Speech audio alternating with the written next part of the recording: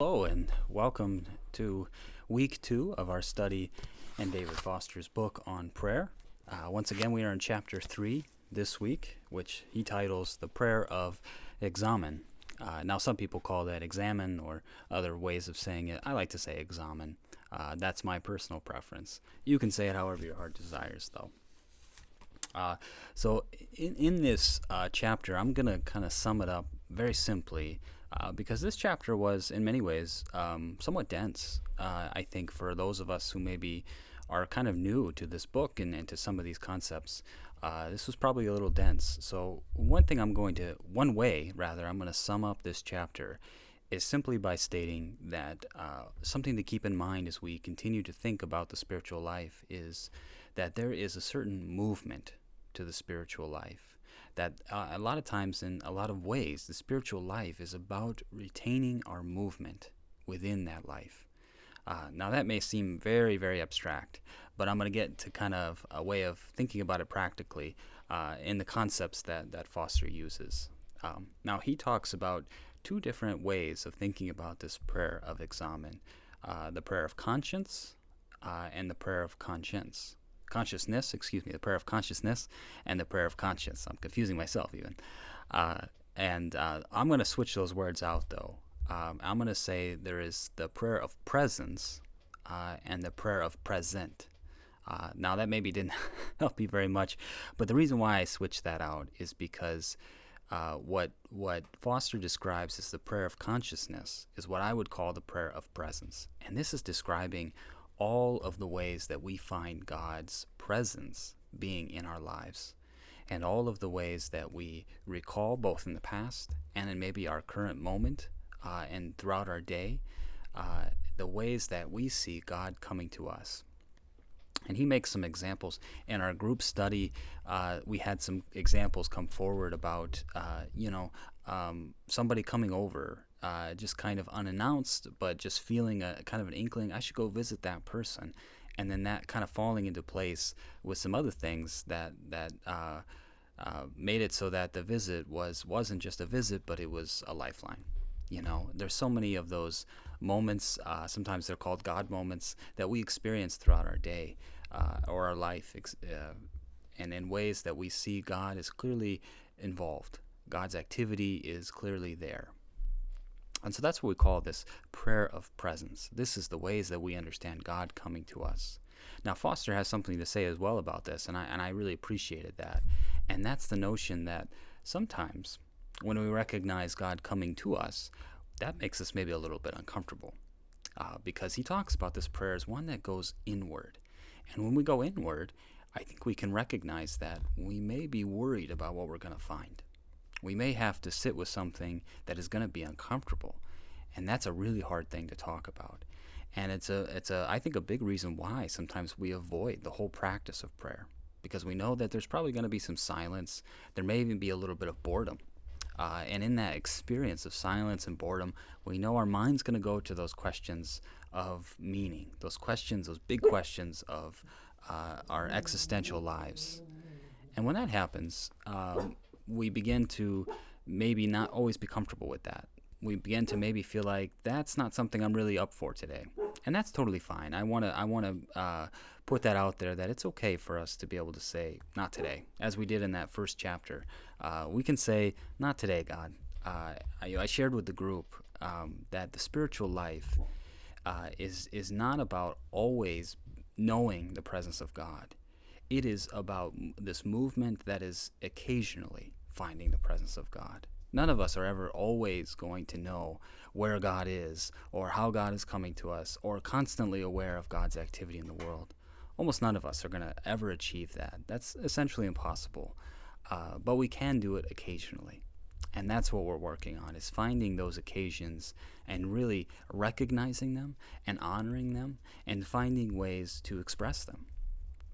So that's the prayer of presence. Even though we don't always know how God is coming to us, we can recognize those ways that God is coming. Which leads then into the prayer that he calls of conscience, what I'm calling the prayer of present. That is being present with ourselves, present in our current circumstances, in our current surroundings. That is the process of taking that deep breath and saying, I am here in this moment. And we see how those really aren't actually very distinct. We can recognize how those two types of prayers, although we can separate them, often overlap. And this is that movement that I was talking about earlier, the movement that is God coming to us, and the movement that we are experiencing this movement to us, and how that moves us forward in our own lives. Because if we're going to go inward, like I said, we're not always going to like what we find. We're going to recognize there are moments that we fail.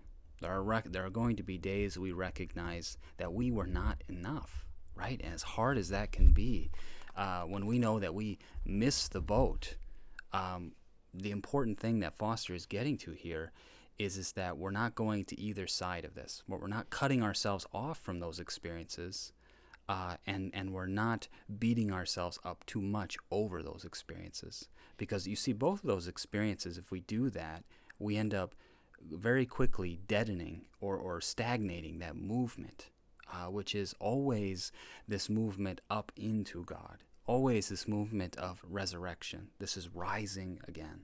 That's the movement of the spiritual life. And the presence of God coming to us and our present moment of recognizing who we are is where that spiritual life begins to happen.